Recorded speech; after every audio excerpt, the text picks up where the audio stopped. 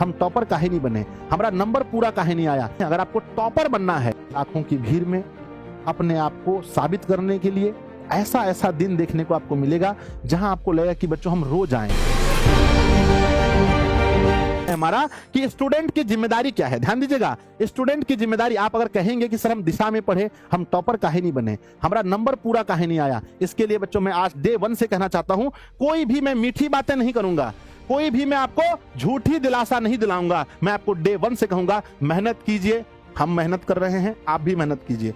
हम टीचर खड़े होकर पढ़ा रहे हैं, आप चुपचाप बैठ के पढ़िए।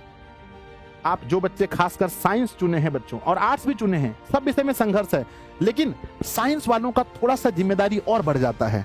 अगर आप साइंस विषय को चुने हैं, हम आपको बता देना चाहते हैं, तो ऐसा ऐसा दिन देखने को आपको मिलेगा जहां आपको लगेगा कि बच्चों हम रोज आए।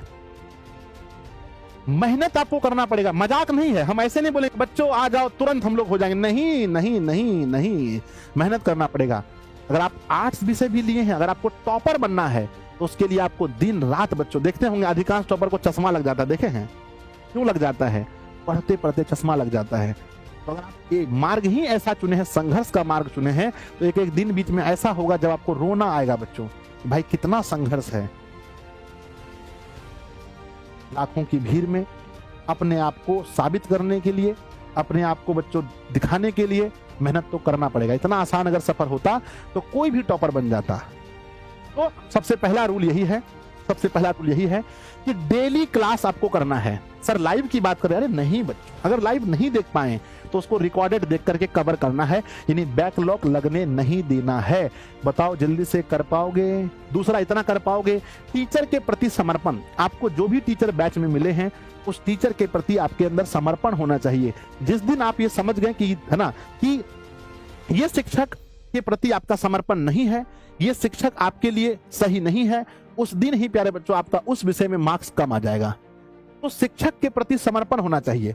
कुछ बच्चे होते हैं जो पढ़ने नहीं आते हैं, खाली कमेंटबाजी करते हैं। जैसे साइंस का क्लास चल रहा है, अगर फिजिक्स चल रहा है तो वहां पर लिखेंगे ये क्लास कब होगा, वो क्लास कब होगा, ये कब दीजिएगा, वो कब दीजिएगा। शिकायत करने वाले बच्चे टॉपर बन ही नहीं सकते हैं।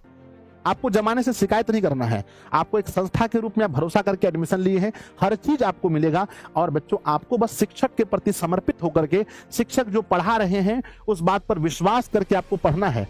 लास्ट में हजारों बच्चे कमेंट करके गए, संजय सर शुरू में लग नहीं रहा था कि तैयारी इतना अच्छा होगा। आप लोगों को क्या करना है पता है? आपको ना पिछला कुछ वीडियोस देखना चाहिए। जो एग्जाम टाइम में दिशा की कुछ क्लासेस हुई हैं, उसकी वीडियोस उसके कमेंट सेक्शन में जाकर देखना है। कितने बच्चों ने कमेंट्स पढ़े हैं बताओ? कितने बच्चों ने कमेंट्स पढ़े हैं? जो हमारा विदाई समारोह हुआ उसके कमेंट्स को कितने बच्चों ने पढ़ा है? हाथ उठाइए। नहीं पढ़ा है तो जरूर पढ़ लीजिएगा। और रिव्यू वाली वीडियो जिसमें हमने कहा है बच्चों आज आपका पेपर कैसा रहा, उस वीडियो के कमेंट सेक्शन को पढ़ा है आपने? नहीं पढ़ा है तो जरूर पढ़ लीजिएगा। अपनी जिम्मेदारी रखिएगा कि जो लास्ट बच्चों विदाई समारोह हुआ है दिशा का, उसमें जाकर के कमेंट्स को पढ़ लीजिएगा।